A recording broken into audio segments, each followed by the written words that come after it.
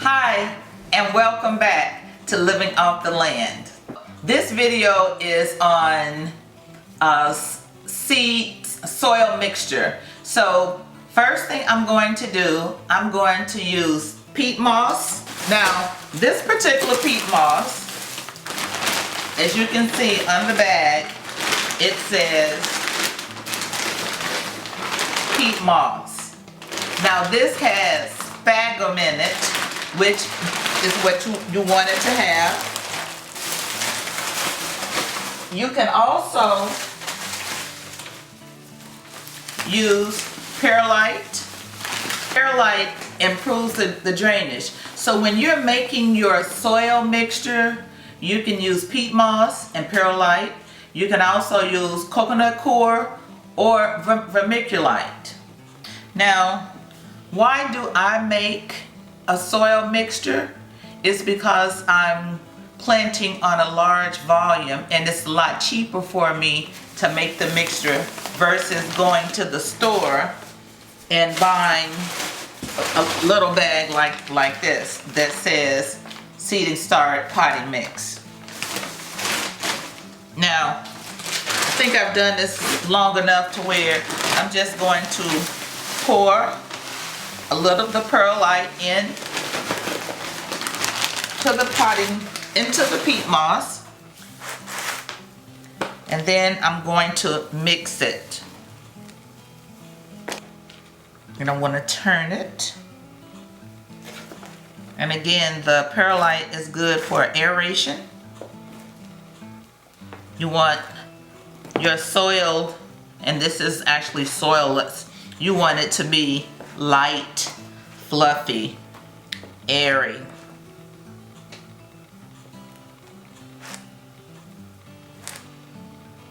Okay, I'm going to put a little more in.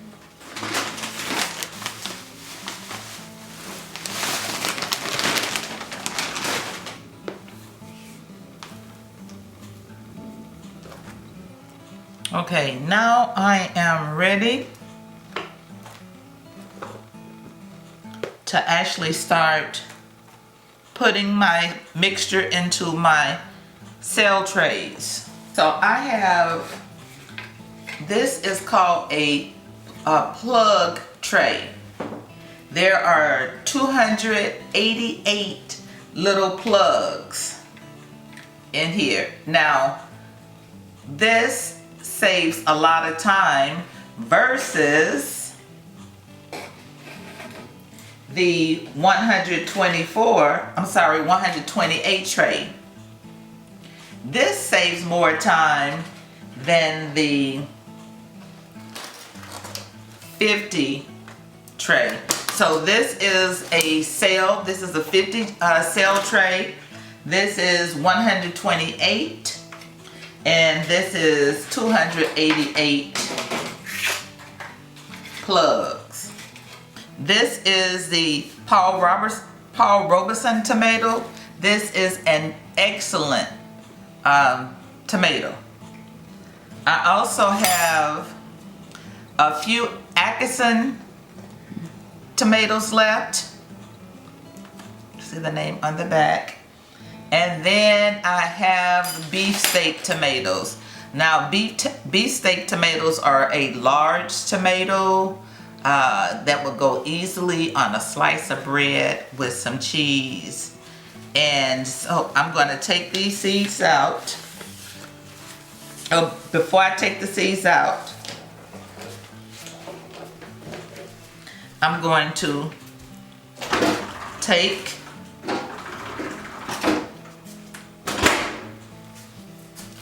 my Sharpie. Notice I'm using the end, and I'm going to just press the holes in, and I'm not pressing it to where the seeds go all the way to the bottom, because I don't want the seeds to go to the bottom. I want the seeds to stay closer to the top. Notice how lightly I'm pressing. And if you don't have a Sharpie, anything that has a point, you can take a chopstick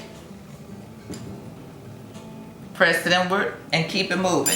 So now that I have placed a hole in each of the cell trays, now I'm going to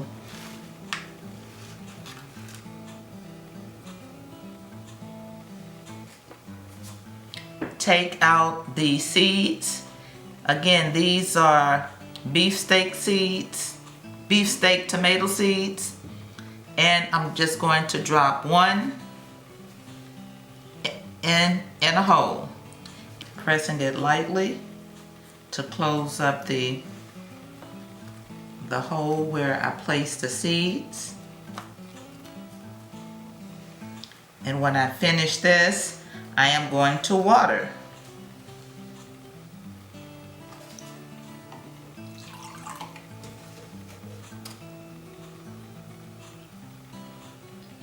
Now when I finish this, I could do one of two things. I could put a saran wrap or a dome, a plastic dome on top to help with the germination process. Or in this case, I am going to turn the heat mat on, and I'm going to take this tray and place it over on the mat. Now that I have placed the 50 cell tray onto the heat mat, I am going to write today's date, and I'm also going to write the type or the variety of tomato, and these are beefsteaks.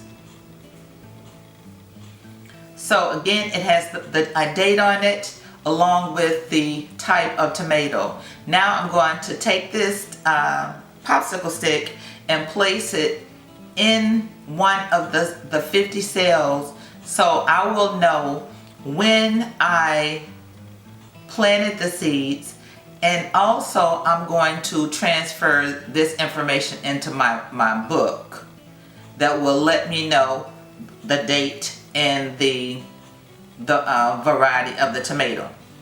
And then I'm going to show you the germination process, when the tomato seeds start to poke their heads through the soil.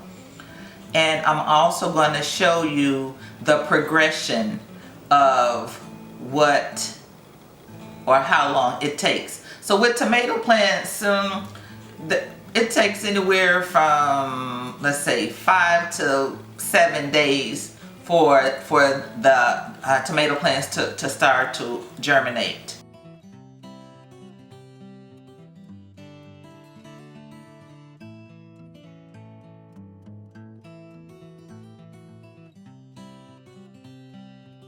Thank you. See you soon.